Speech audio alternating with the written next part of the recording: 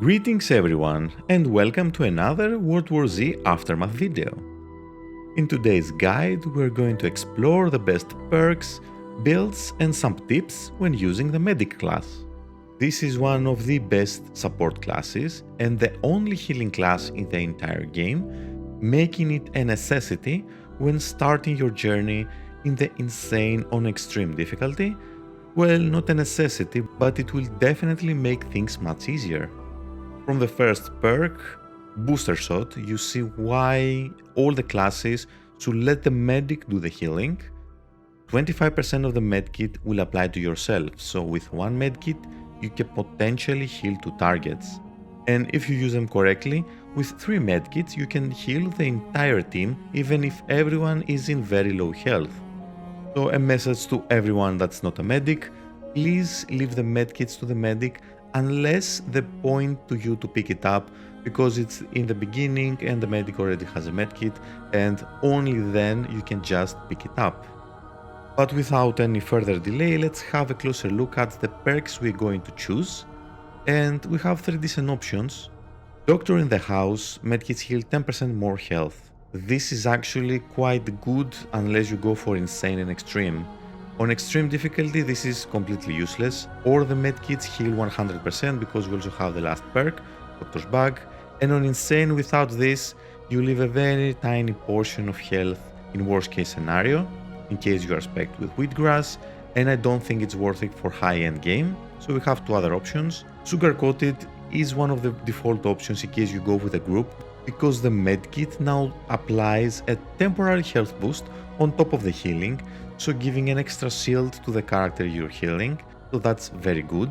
And Triance is quite good if you go for solo especially, because you need to apply medkits faster and you won't have the time to heal the bots, heal yourself and do everything else. Or if we go with a combat medic, which is my second spec. This is the first spec I do recommend for beginners. Moving on to the second perk, Patch Up, I don't really like it, especially for higher difficulties, as well as Parademic, because for the revive we're going to use the Steam Pistol. In case of combat you instantly revive a teammate even across the map, so this is much more useful compared to the revive option. That's why I do prefer the one that gives us the highest value, which is Pick Me Up. When you revive someone, both you and the revived person will get a temporary health boost, which is quite nice because in case you don't have the time to heal them or you don't have a medkit on yourself, you can just give them a fighting chance for these extra seconds that can count. Moving on, 3 decent options. My least favorite is Empathy. Using a Steam Pistol on a teammate will also apply 50% of its effect on you, not as quite as in my liking, because I do prefer and do recommend for starting beginner players to go with Big Pharma or even experienced players. 4 Steam Pistols are better than 3 Steam Pistols, and if you're going with a pre-made group, this is completely broken because they will leave up the supply bags for you. You can just team up everyone. If they go down, steam again, go pick them up. So this perk has the highest and best value and you can take advantage better. However, if you're going with a not an experienced team, or you yourself is not very experienced and you don't know when to steam, Painkiller can be a quite decent option. It gives 25% more temporary health boost and lasts 50% longer. In combination with the Painkiller 2, it will just last 75% longer, which is quite nice. For beginners, okay, in case you want to just team before combat, this can be nice. But for later, I do prefer Big Pharma for the 4 Steam Pistols. Moving on, we have the standard perks we're getting, the Tenacity, 30% incapacitated murders last longer, apply medkits 25% longer, and we have the first very bad perk for this option, Second Win. 25% chance to gain, you don't have to read anything else, it's a 25% chance, otherwise it won't proc. And it only procs before you become incapacitated and has a 60-second cooldown. This is actually a very bad perk because the chance is so low and you regain 25% health instead of becoming incapacitated. If this was a 70% chance on a 90% chance, I still wouldn't going to get it. If it was 100% chance, then I would consider it, but now this is just a bad perk. We have 2 options. The default should be the Wheatgrass. As a medic, we don't need so much firepower, especially because we don't go for the combat medic, and 25% health, it's better for survivability, so that's the default option. Otherwise, we're going to go with this for the combat medic that we're going to see later. Moving on, we have two good perks and one not so good. Good karma, using a medkit on a teammate will also apply 50% on its effect to you. This can actually be very good, however we have much better options. The default one is efficiency. The second reason why everyone should leave the medkits to the medic. 30% chance of using a medkit without depleting your supply. So as you can see in the background, if you get lucky, you can get your medkit back when you heal someone, so you heal someone for free. That can get a lot of value if you want to heal the whole team or a couple of members.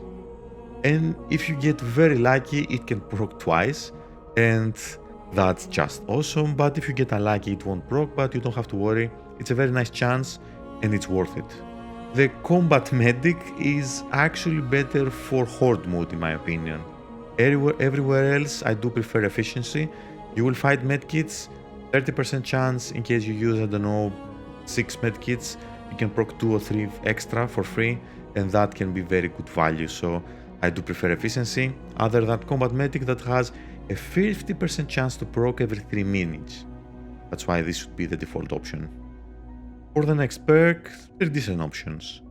Free hugs is actually a decent option for solo if you find too many steam pistols, especially combinations with big pharma. 25% chance on using a steam pistol without depleting its charge. Low chance, but if you have 4, 1 out of 4 should just be free, or if you're lucky 2 out of 4 can be free. However, these are the guarantee options which I do recommend. I'll take that, should be the default option. In case you don't go as a combat medic, you won't kill as many Zeke, you will focus on healing your teammates, seeing the health bars most of the time, so you won't focus on the swarm and you focus only on the specials. So I'll take that every 30 seconds to restore equipment charge should be the default option. We'll take that and explore it later for the combat medic option. Moving on, forgive and forget, friendly fire damage reduced by 25%. 25% especially in extreme is not as impressive as it should be. 50% should be something I could consider, or 70%, something like that, but 25% I personally don't like it, it's very low. It can make a difference if you go to hard or insane, but if you go to extreme, this becomes almost useless. Fighting fit could be a default option, however, this is a high risk, high reward, because as long as everyone has more than 50%, you have a 25% increased firearm damage. But if your teammates are not good, if you run with bots, this can be bad. So this is a flex slot. If you are confident that you find a good group, you can go with that or a decent group. Otherwise, you can go in a zone. Every time you use a steam pistol or a medkit, you get a 50% firearm damage boost for 10 seconds. This is very cool. You can just steam someone, kill a special or a bull, something like that, or unload to the swarm and give you the boost you need, or after you use the medkit. Moving on, emergency rescue. When your health drops below 25%, you gain temporary health boost, 3 minutes cooldown. I personally don't like this. It could be good. I don't like it because we have 2 better options. Battle Surgeon, steam pistol heals 10% of health in addition to the boost effect. This may not seem impressive, but honestly this is the best perk if you want to go for horde mode. Otherwise, we have the superior option in all cases, secret ingredient. Steam pistol grants additionally masking effect that lasts for 5 seconds. This is awesome, especially if you get surrounded by Zeke. You can use the steam to yourself, get a 5 seconds masking effect to just escape. You can save a teammate if he gets grabbed by a bull or a special, or if he gets overwhelmed, this masking effect will let them escape. So this should be the default option unless you go for horde mode. With Battle Surgeon would be better. You won't face so many dire situations, but this will help you just heal your whole team without using a medkit and it's a cheat. But for the missions, this will make a huge difference. For the final perk, once again a bad choice. Reload speed is increased by 50% when you are below 35% health. This is very bad, very situational. Don't take that, we have 2 better options that are for SMG, lobotomy and swapping mags. This should be the default option probably for those that don't like to go for headshots. A 25% increase for SMG reload speed. It's not bad, it's quite good, especially if you like the SMGs. And lobotomy is probably the superior option, not probably, and lobotomy is the superior option in case you can go for headshots, but you have to use SMGs. We have some other SMG, let's say, buff, 25% increased range, although I don't like this as much. 50% or 70% would be nice because SMGs, that's the thing I don't like so much from them. They don't have impressive range. That's why I personally don't like them, but lobotomy should just make up for the damage, especially the new special SMG is very impressive and lobotomy can be good, or the advanced SMG with the blue coins and 2 penetration with lobotomy can be just very impressive and very good in case you use it for swarms that are attacking vertically, as you can see in the background, in Tokyo, in Moscow, some swarms are just attacking you in front, and you can take full advantage of lobotomy because on the pyramids you won't take as much advantage as that. In that case, you can just use swapping mags if you feel better. So this is the second build. I do like it for solo or if I go with friends that are more experienced. Triage is good for the combat medic spec because we need to apply the medkits very fast, because you need to go back to the battle and just kill the swarm more. You focus more on the swarm than the special, so this spec is when you run with a slasher. I do run sometimes with a slasher friend that do enjoys killing the bulls, the specials and everything else, and doesn't leave me so much to me. I just have to heal them, keep them up, keep the temporary hit points, and just help with the swarm. That's why I do like the Trines. In case someone is in low health, I can run, heal them fast and go back to the swarm. The second chase, I do prefer the Big Pharma over the Painkiller, definitely. Navy Seal is optional. Usually I go with Wheatgrass, but if you just want to go with a start and lobotomy and Navy Seal, some levels this can be better, others you can go with Wheatgrass. And the final and best change is the Pickpocket, because killing 15 Zik in rapid succession refills one equipment, 20 seconds cooldown. So this is quite impressive, as you can see in the background. Combat Medic has a very high advantage. You can kill some Zik, steam a friend, get a 50% increased damage from in the zone we have, and then after 20 seconds Pickpocket once again, steam another one, get a 50%, and you have a 50%, let's say, uptime from the in the zone for extra damage. You can help with the swarm, keep everyone up, and Pickpocket is excellent for combat medic and I highly recommend it. So let's move on in the end for a couple of tips. Lobotomy works even for the secondary SMG, the PDW, and it's just a cheat. If you have the blue coins PDW, for idle Zik, every headshot gives you 2 rounds back, so if you miss a shot, you have the luxury to just get them back in the magazine, and you can, with a little accuracy, you can never run out of ammo. So if you find a PDW and have lobotomy or even swapping mags, get that is your best secondary weapon, especially the blue coin ones. The most important tip I have to give to the medics out there, it's something I have noticed with some medics I run with, don't always steam yourself. Use the steams on your teammates, especially if they leave the supply bags to you. Don't save them for yourself. If you are between the level, use the steam on everyone else, pick them up and continue. The steam pistol is actually the best healing tool of the medic, not the medkits, but the steam pistol.